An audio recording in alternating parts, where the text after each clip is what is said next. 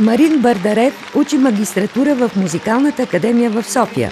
Негов учител е Цветан Недялков, който с удоволствие се съгласява да поднесат на публиката в Банско общ концерт с акустично трио 3000. Триото е създадено преди 3 години, съвместно с Веселин Койчев и Иван Лечев. Музикалните специалисти казват за вас, че сте генерали на китарата. Какво ви доведе в Банско? Професионалните ангажименти на генералите на китарата.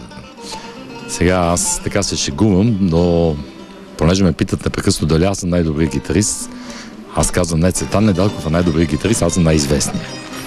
А Веско ни така оформя триото. В смисъл, шегувам се, ние просто свираме една музика. Нашата работа е да радваме хората и те да си прекарват добре времето и да им харесва това, което правим, което няма нищо общо с генерали.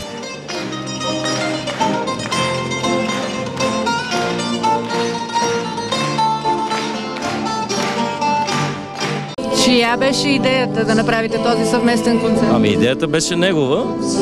Той ни попита, можете ли да дойдете тримата да свирите в Банско да направим един концерт заедно с неговите ученици.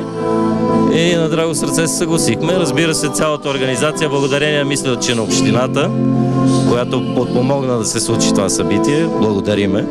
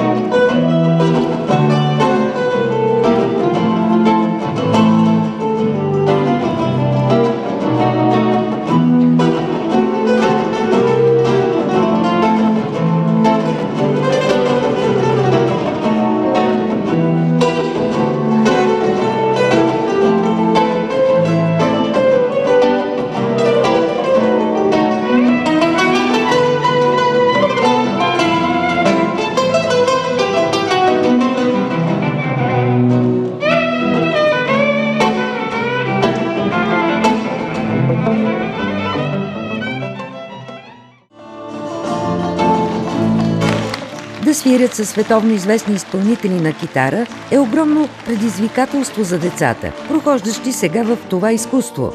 Марин Бардарев успя за по-малко от година да им даде това самочувствие. Очакваше ли такъв успех? Много се притеснявах децата да не се... все пак са деца, защото акустичното трио, това са професионални музиканти, при тях няма грешки, те са и имат огромен опит, но специално за мен беше това голямо предизвикателство и наистина ми даде голяма крачка напред за това нещо и най-вече контакт с господин Недялков. Аз специално виждам огромно израстване в децата.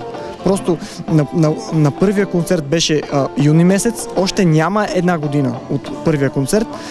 Сега сме март, просто те са израснали много напред. Това се вижда и публиката го видя. Това е... С една дума, доволен си. Доволен съм, да.